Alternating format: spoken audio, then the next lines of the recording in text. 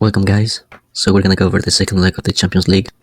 As you can see in the bracket, we have Paris Saint-Germain against Arsenal for the second leg and Inter against Barcelona. Tuesday game is gonna be Inter against Barcelona in San Siro. The first leg ended up 3-3, it was a great match. Both teams played what they know how to play, so it was really fantastic.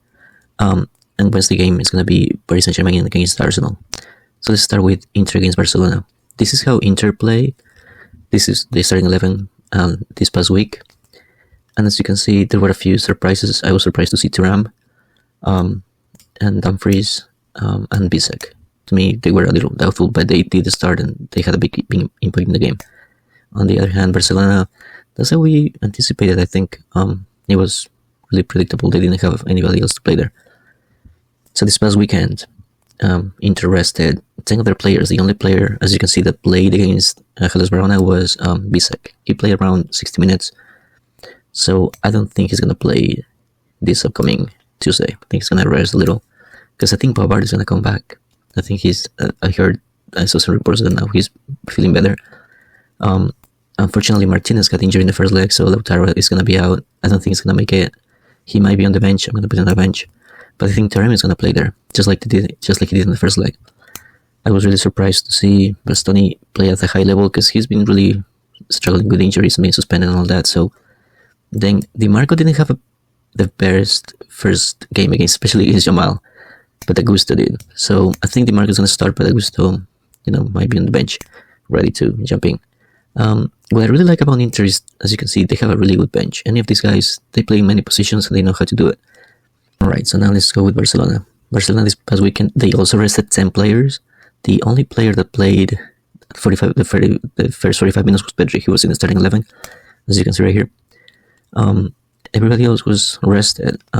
Some things to consider for this upcoming match, though, is that Balde is still going to be out. Conde got injured. And also, I heard that there's rumors that Lewandowski is going to come back. So I think he's going to start. Ferran is going to go to the bench. He's going to start. And now here's the doubt. There's a lot of rumors about maybe Araujo being here or Garcia. In my opinion, I think Araujo is going to be there just because Garcia, when he comes in, he's been really critical to replace either De Jong or Pedri because these guys cover a lot of areas, so they get tired a lot. Another good news for Barcelona is that Christensen is back, so he could also play in the midfield and in the back line. So another thing that you have to remember is that Inter is really good at set pieces, and Christensen is super tall and he could help with that. But I think if you put Araujo there, that's really helpful. And maybe Kubarsi, Martinez, some of these guys might leave. I don't think they will, unless Martinez comes here. Martin, he could go to the bench, and then you can put Christensen here. And remember, I think he likes to play on the left. This might be a starting 11 to protect the set pieces.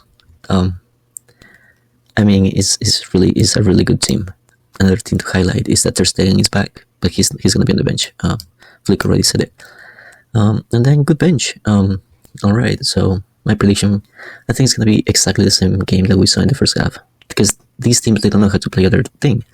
Barcelona, they have that huge impact in the game, huge attacking force, but then the defensive line is always in the midfield. So even though they will have the 3 forwards there, they're going to suffer in the counter-attacks.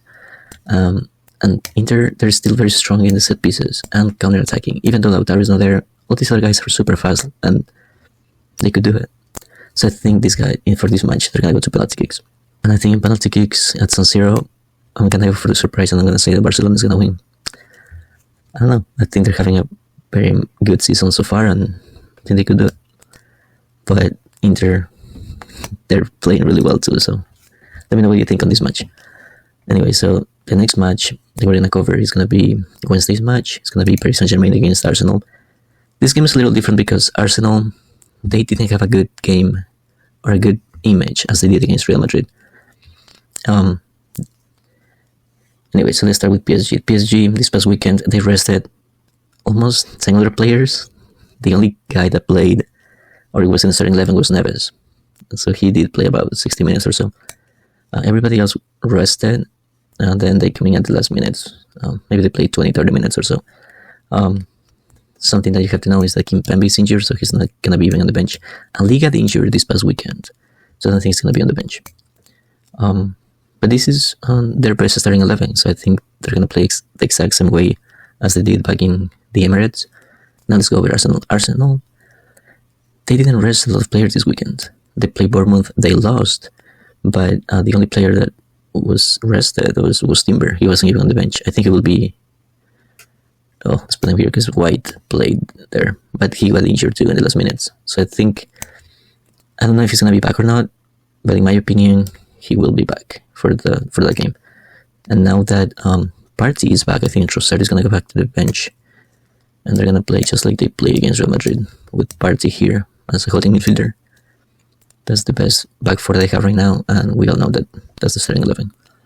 The problem that I see with both of these teams is that they don't really have a lot of substitutes that could really have a big impact in the game.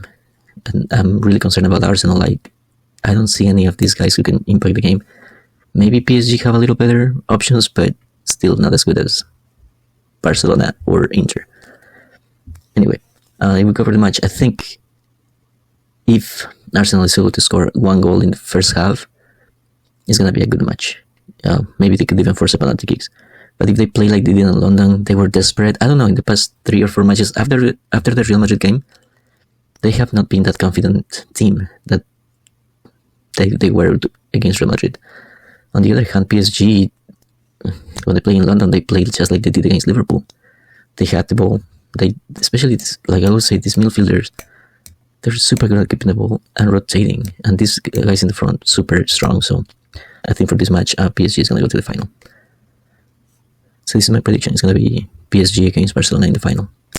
Anyway, please let me know what you think. Thanks.